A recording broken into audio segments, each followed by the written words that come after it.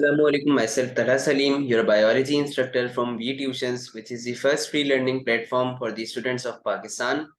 You can easily download lectures, presentations, and can access to quiz on our website, which is vtuitions.com.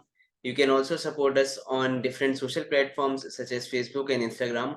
So let's continue to our topic, which was biomolecules. हमने पूरा biomolecules का last time chapter discuss कर लिया था कि biomolecules क्या होते हैं, और फिर बायोमोलिक्यूल का चैप्टर 4 लेक्चर्स में डिवाइडेड था, तो मैंने 4 लेक्चर्स आपको डिलीवर कर दिए थे। तो अब हम क्वेश्चन आंसर्स पर चलते हैं। सबसे पहले आपकी बुक में ये क्वेश्चन आंसर्स कुछ लिखे हुए हैं, तो मैं उन्हीं को ही डिस्कस करता चलूं।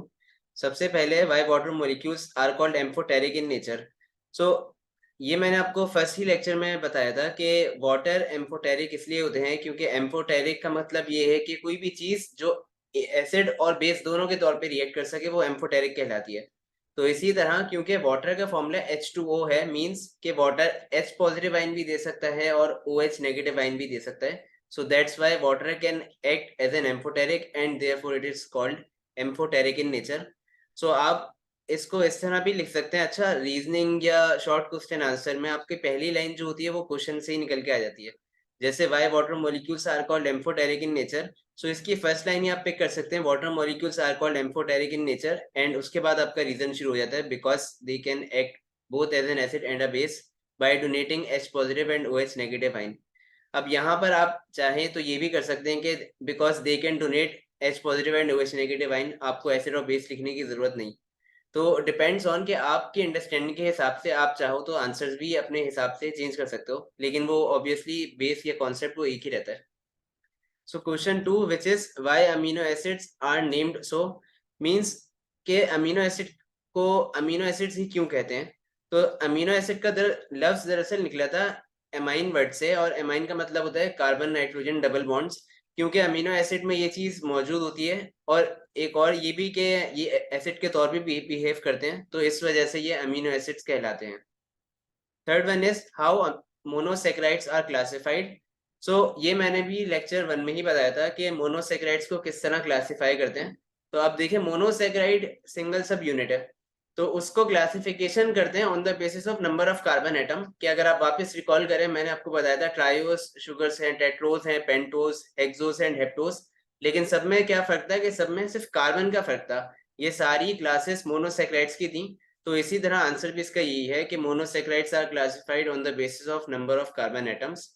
आप चाहें तो एग्जाम्पल लिख सकते हैं, लेकिन क्योंकि रीजंस होते हैं, रीजंस में आपको कम से कम लिखना होता है, इस वजह से आप लिमिटेड यानी एक जस्ट वर्ड टू वर्ड बात करके आप एंड कर दें अपना आंसर। फिर क्वेश्चन 4 है, enlist bio elements which make 98% of living system.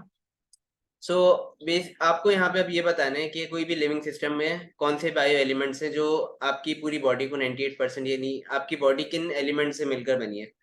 तो ये carbon, hydrogen, oxygen, nitrogen, phosphorus and sulphur, ये 5 मेन एलिमेंट्स हैं जो आपकी बॉडी का 98% बनाते हैं।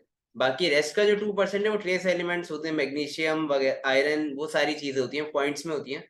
तो वो वैल्यूज याद करने की वैसे इतना नीड भी नहीं है, आप यही 5 याद रख लें तो यही आते हैं, अक्सर MCQs में भी आ जाता है कभी, और इसी तरह आपके रीजंस में या शॉर्ट क्वेश्चन आंसर में भी आ जाता है। फिर question 5 is why fats provide more energy than carbohydrate. अब फैट्स और कार्बोहाइड्रेट दोनों एनर्जी प्रोवाइड कर रहे हैं, लेकिन फर्क क्या है कि कार्बोहाइड्रेट इंस्टेंट एनर्जी है, कार्बोहाइड्रेट कम एनर्जी देता है बनिस्बत फैट्स के, क्योंकि कार्बोहाइड्रेट में या इन शॉर्ट इन दोनों में ऑक्सीजन का डिफरेंस होता है, हाइड्रोजन ऑक्सीजन का, उस रेशो की वजह से फैट्स ज्यादा एनर्जी प्रोवाइड कर रहे होते हैं। तो आंसर है fats contain more energy than carbohydrate because they contain high quantity of carbon and hydrogen as compare to carbohydrate. फिर question 6 is how many steps are involve in nucleotide formation. Usually there are 4 steps involved in the formation of nucleotide. Nucleotide जो था वो अच्छा nucleic acid का single सब unit था। अब question 7 की तरफ चलते हैं, which is distinguish between saturated and unsaturated acyl glycerol. जो फैट्स वाला मैंने लेक्चर डिलीवर किया, तो उसमें आपको मैंने बताया कि एसाइल ग्लिसरॉल जो थे उनकी 2 टाइप्स थी अगेन, एक थे सैचुरेटेड और एक अनसैचुरेटेड। सैचुरेटेड कौन से थे? सैचुरेटेड कहलाते हैं वो जिनमें सिंगल बॉन्ड्स हो, यानी उनमें कोई डबल बॉन्ड ट्रिपल बॉन्ड मौजूद ना हो, वो कहलाते हैं सैचुरेटेड। और अनसैचुरेटेड कहलाते हैं वो जिनमें डबल ट्रिपल बॉन्ड मौजूद हो। सो इसी वजह से आप रीजन इसका लिख सकते हैं कि saturated acyl glycerol contains single bond while unsaturated contains double और ट्रिपल बॉन्ड।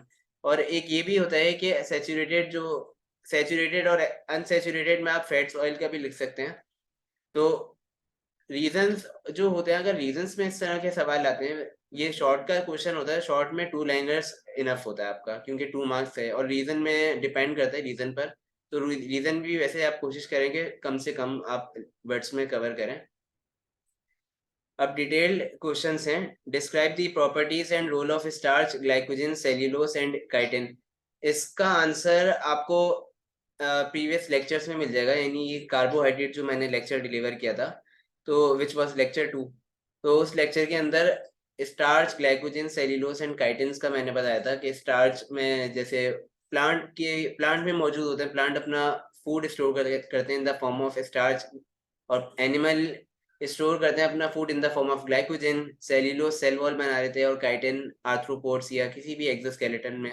तो इस तरह आप इसकी थोड़ी लंबी प्रॉपर्टीज कर सकते हैं इसको हेडिंग्स में डिवाइड करके, कि फर्स्ट ऑफ ऑल आप properties and role of starch, सबसे पहले आप स्टार्च को तक डिस्कस कर सकते हैं। एटलीस्ट आप 5 पॉइंट्स तो लिखें इसमें, 4 to 5 पॉइंट्स। तो इस तरह एक एक करके आप लिखेंगे तो आपके तकरीबन 2 पेज कवर हो जाएंगे, 2 to 2.5। And then the next question is, what is nucleic acid? Describe the structure of mononucleotide and dinucleotide. अब nucleic acid, what is nucleic acid में सिंगल, जस्ट आपको एक डेफिनेशन देनी है, तो आप यहाँ पे 2-3 लाइंस की डेफिनेशन आप लिख सकते हैं कि न्यूक्लिक एसिड, एक तो ये भी कि आपको एडिशनल बात करनी हो तो न्यूक्लियोटाइड से मिलकर न्यूक्लियोटाइड इनका सब यूनिट है। और स्ट्रक्चर की बात की जाए तो स्ट्रक्चर इसका बुक में अवेलेबल है, एडीपी एंड एटीपी का, जो आप वहां से आप देख सकते हैं। What is amino acid? Explain peptide linkage formation. Amino acid का प्रोटीन का मैंने लेक्चर 3 में डिस्कस किया था कि अमीनो एसिड क्या होते हैं, कि अमीनो एसिड सिंगल सब यूनिट थे जो कि प्रोटीन बना रहे थे। और फिर मैंने आपको बताया कि अमीनो एसिड जब कंबाइन होते हैं तो उनके दरमियान में जो लिंकेज होता है वो पेप्टाइड लिंकेज होता है। इसकी एक्सप्लेनेशन भी बुक में ही मौजूद है, आप उसको एक बार जरूर रीड करें, मैं सजेस्ट करूंगा। और क्वेश्चन 4 है, explain classification of proteins, endless structural and functional proteins. Classification of proteins मैंने आपको बताया था कि लेक्चर 4 में, कि लेक्चर 3 में सॉरी, कि प्रोटीन की क्लासिफिकेशन होती है on the basis of different aspects, के स्ट्रक्चर के हिसाब से भी थे, फंक्शन के हिसाब से भी थे। फंक्शन का तो आपको मैंने पूरा चार्ट बताया था, अगर आपको याद हो, जैसे स्टोरेज प्रोटीन्स थी और ट्रांसपोर्टर प्रोटीन्स थी, तो वो सारी फंक्शनल प्रोटीन्स, और स्ट्रक्चरल प्रोटीन्स यानी जो स्ट्रक्चर में फॉर्म कर रही हैं। तो इस तरह आप इसको क्लासिफिकेशन कर सके, आप अपना आंसर डिटेल में दे सकते हैं इसका। फिर what are lipids and explain acyl glycerol and waxes. तो ये लेक्चर 4 लास्ट जो मैंने लेक्चर डिलीवर, नहीं बल्कि सॉरी लेक्चर 3 में ही इसका भी था लिपिड्स का, कि लिपिड्स क्या होते हैं। और फिर एसाइल ग्लिसरॉल वैक्सेस का भी मैंने आपको बताया था कि एसाइल ग्लिसरॉल की, अच्छा यहाँ पे एक्सप्लेन क्योंकि लिखा हुआ है तो आपको थोड़ा इसको लंबा एक्सप्लेन करना है, तो यहाँ पे एसाइल ग्लिसरॉल की आप टाइप्स भी डिस्कस करेंगे कि सैचुरेटेड और अनसैचुरेटेड होती है।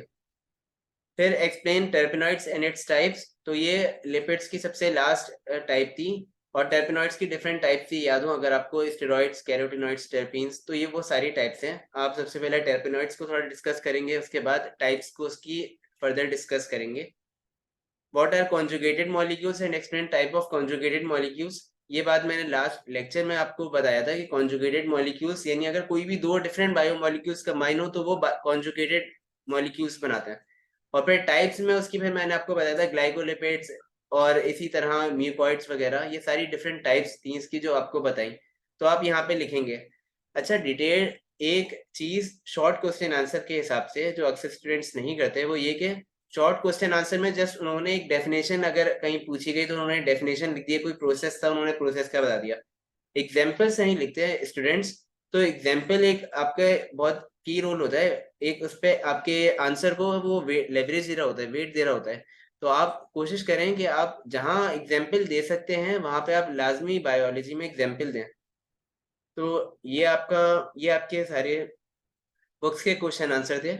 बाकी पास पेपर्स में नेक्स्ट लेक्चर में डिस्कस करूंगा। सो फिलहाल के लिए मुझे दीजिए इजाजत। अपना बहुत ख्याल रखें। अल्लाह हाफिज।